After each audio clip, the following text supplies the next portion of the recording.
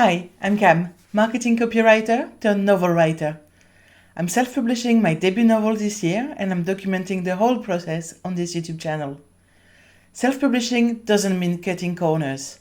I want my book to be as good as any other book in the bookshop.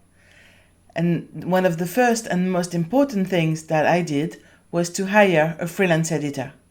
In this video, I'm going to tell you why I decided to hire a freelance editor, how I find them, how we work together, and how much it costs. Here we go. Let's start with why. Why do I spend so much money on a freelance editor when I could have asked a friend, my partner, the neighbor who's an English teacher? I mean, you just need someone who's good at writing, right? No. A professional editor will have a set of skills and experience that a random person doesn't have. It's a specific job. So someone with years of experience editing novels, especially if you hire someone who's specialized in your genre, that person will have a knowledge and an approach that you will not be able to find anywhere else. There's a reason why they are professionals. I found my freelance editor online. I searched for a while. I used Google at first. I looked at various profiles, various websites. I made sure to check their LinkedIn profile as well to see if their experience matched what they had on their website. I looked for someone who was based in the UK because my novel is in British English. And one of my criteria was that the person would have at least 4 or 5 years of experience in the British publishing industry. By the way, little piece of advice, don't wait until your manuscript is ready for edits before you start contacting the editors. They might not be available, they have other clients. So my advice is to plan ahead and book them 2 or 3 months in advance if you want to make sure that the person you want is going to be available to work on your novel. So once I had found my editor and she had agreed to work with me, the first step was the developmental edits. This is the macro approach. This is the big picture. She looked at the whole structure of the novel, had a look at the different chapters and how they work together, the relationships between the characters, the main character arc and the antagonist as well.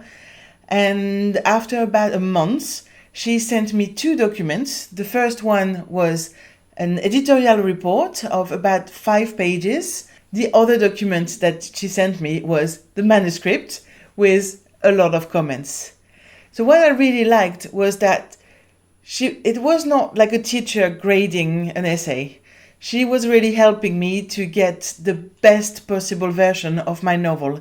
So she would totally comment when something was good to tell me, this works very well, I like that, this sentence feels very good, very natural.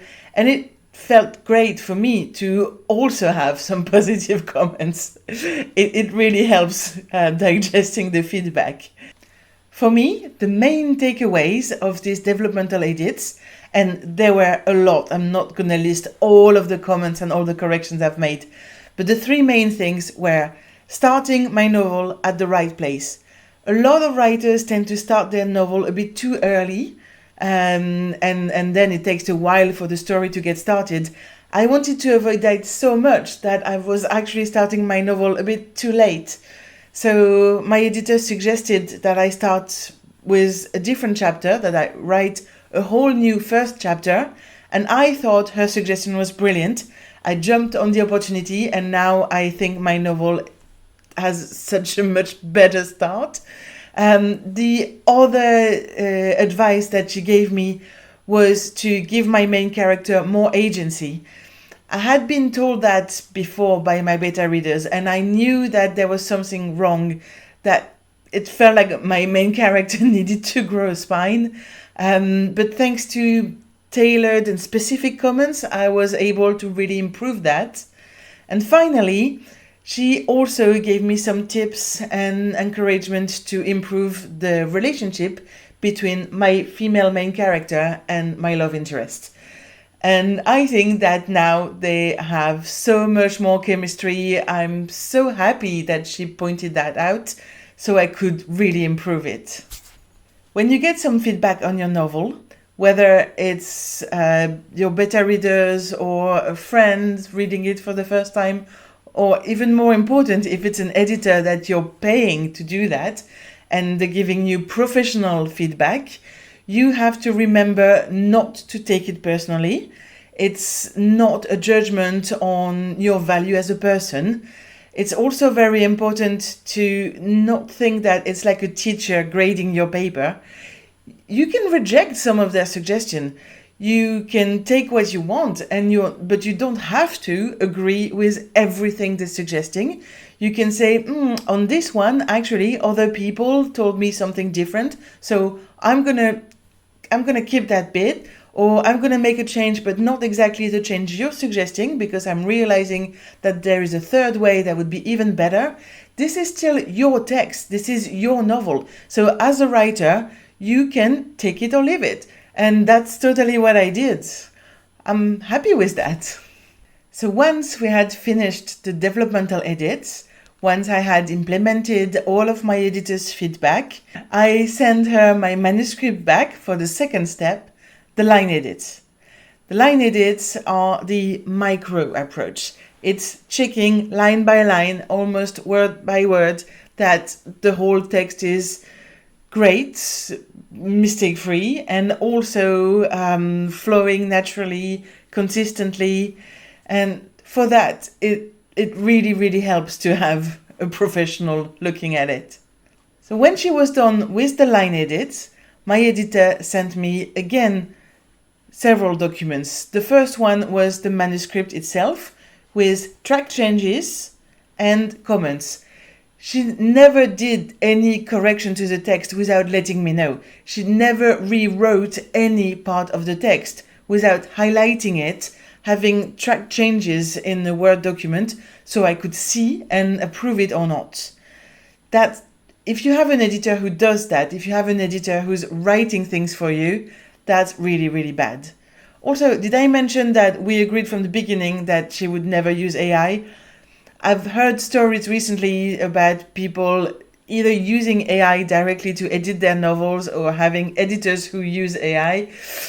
That would be a huge red flag for me. So again, when you hire a professional editor who has experience in the publishing industry, you can talk about that from the very beginning and make sure that no one, neither you or them, uses AI. So I got my manuscript back with a lot of suggested corrections, and again using the track changes in the Word document, a lot of comments explaining some of the suggestions and even some of the corrections. She also sent me a document that I really like, which is style notes. It's rules to be consistent across the whole novel. So here we're writing in British English, and so the style guide explain that we are not using the Oxford comma, that we are using n dashes with spaces before and after, and other type of rules like that guarantee consistency across the whole novel.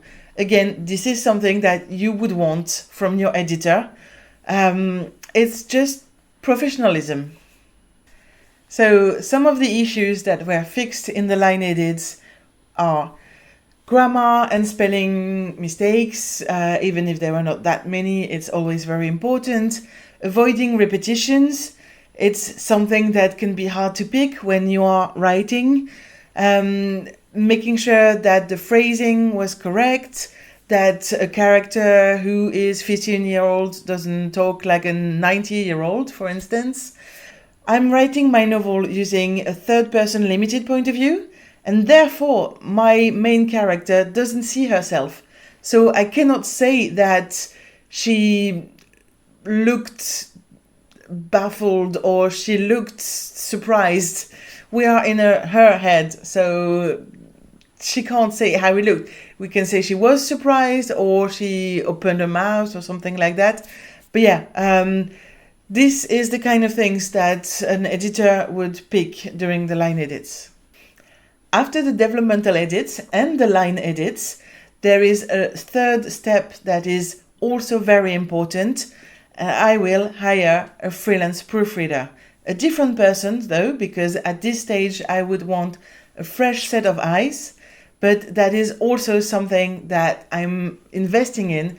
How much does it cost, all of this editing, you ask? And that's a very good question. When I sent my manuscript for developmental edits, it was about 83,000 words long. And the developmental edit cost me £980. A couple of months later, after I had implemented all of the feedbacks and added scenes and a couple of chapters, my manuscript was now 88,000 words, and the line edit cost me £1,350. It was a bit more expensive, not only because the manuscript was longer, but also because line edit takes even longer and they are hard work. I haven't paid for the proofreading yet because I haven't confirmed my proofreader, but it should cost me, from the quotes I've already received, between £800 and £900. I know it's very expensive, and I'm aware that not everyone can afford that. I'm lucky I have the savings and the ability to pay for the developmental line edits and the proofreading. If you don't, still try to find a cheaper version if you can, or maybe cut costs elsewhere. I really encourage you to hire an editor. It makes such a difference. And also have some proofreading if you can. At least someone else that is not you. If you can't have an editor or a professional proofreader, definitely take the time to have someone proofreading it. It makes a huge difference. I have one last piece of advice before I conclude this video. And I know it might sound a bit cheesy or a bit silly, but it's very important to bear in mind that your editor is not your friend. The freelance professional that you're hiring to work on your novel, even if you have a good communication and a good report, even if you feel that it's really great, that they love your writing, that they love your characters, that they laugh at the banter you wrote, all of that is really good, but they are a professional you're working with. They're not your pal. So you have to make sure that you don't send them too many emails, that you don't ask them for things that are outside the scope of what you have agreed. If you have more doubts, more questions after they completed the edits, they might get back to you, they might answer your email because they're polite, but you need to have boundaries and respect their boundaries. This is a working relationship, and they are, again, a professional contractor that you are paying for a job. Again, I'm really happy with my editor's work and the way she communicated with me. My novel is so much better now. I still have to complete the last rounds of edits. I still have some comments to assess, some feedback to implement, but it's getting there and it's so exciting. So thank you for following me in this whole adventure, and I can't wait to tell you more very soon about it. Thank you for watching this video. Let me know in the comments if you are thinking of hiring a freelance editor for your novel, or if you already have done it and you want to share your experience. Don't forget to like and subscribe, and see you next Monday for another video. Bye!